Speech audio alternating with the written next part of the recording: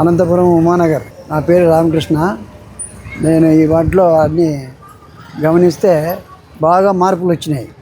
ఏమా మార్పులు అంటే మాకు ముందు మధ్యలో కాలువ ఉండే, ఆ కాలువ తీసేసి ఆ ప్లేట్లు అన్నీ సరిగా లేదంతా డ్యామేజ్ అయిపోయి అన్నీ ఇదైంది. ఇప్పుడు రోడ్డుకు రెండు వైపులా కూడా కాలువలు వచ్చినాయి. వచ్చి ఈరోజు బాగా ప్రశాంతంగా ఉంది. బాగా బండ్లు కూడా పోయేదానికి బాగా ఫ్రీగా ఉంది. ఇంతకుముందు మధ్యలో ఉండి అన్ని డ్యామేజ్లు ఉండే. ఇంకోటి ఏమంటే మాకు ఇక్కడ మరవంక ఇది ఉంది. ఆ మరవంక మొత్తం చెట్లు పడి మొత్తం అంతా కంప్లీట్గా ఒక గార్డెన్ మాదిరి తయారైంది.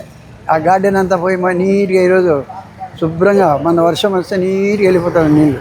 చాలా బాగుంది ఇప్పుడు వార్డు. ఇంకా కొన్ని ఇంకా చేయాల్సినవి ఉన్నాయి, అవన్నీ కూడా చేస్తారని చెప్పని నమ్మకం ఉంది.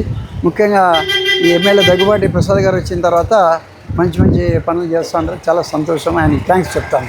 ఈ వార్డులే కాకుండా మొత్తం టౌన్ అంతా కూడా మంచి కార్యక్రమాలని చేపడుతున్నారు. కాబట్టి ముఖ్యంగా ఈ కూటమి ప్రభుత్వానికి అక్కడ మోడీ గారి నాయకత్వంలో, ఇక్కడ చంద్రబాబు నాయకత్వంలో, లోకేష్ నాయకత్వంలో వీళ్ళందరికీ ప్రత్యేక ధన్యవాదాలు తెలుపుకుంటూ నమస్కారాలు. 13వ డివిజన్ బీరాపగూడ వెనకపక్క సందులో డ్రైనేజీలు కాలువలు అస్తవ్యస్తంగా ఉన్నాయి. అప్పట్లో మహంజదారో హరప్పనాగత ఆ టైప్లో మధ్యలో బిల్లలు వేసుకున్నారు.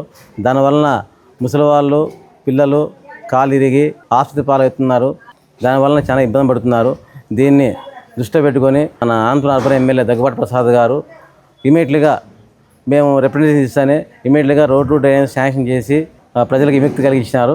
ఈ డ్రైనేజ్లు కాలువలు నిర్మించిన దానికి మన అనంతపురం అర్బన్ ఎమ్మెల్యే మరియు చంద్రబాబు నాయుడు గారికి మరియు నారా లోకేష్ గారికి కూటమి ప్రభుత్వానికి మరీ ధన్యవాదాలు తెలుపుకుంటున్నాము. నమస్కారం, నా పేరు నరేంద్ర.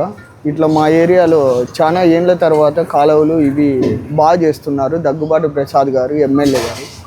అక్కడ నా వంకలో పెద్ద వంకలో కూడా క్లీన్ అంతా చేపించారు. వంక అంతా క్లీన్గా ఇప్పుడు రోడ్లు కాలువలు కూడా నీట్గా ఉన్నాయి.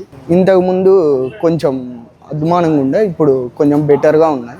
బాగా చంద్రబాబు నాయుడు గారికి, దగ్గుబాటి ప్రసాద్ గారికి, నారా లోకేష్ గారికి, కూటమి ప్రభుత్వానికి నా ధన్యవాదాలు.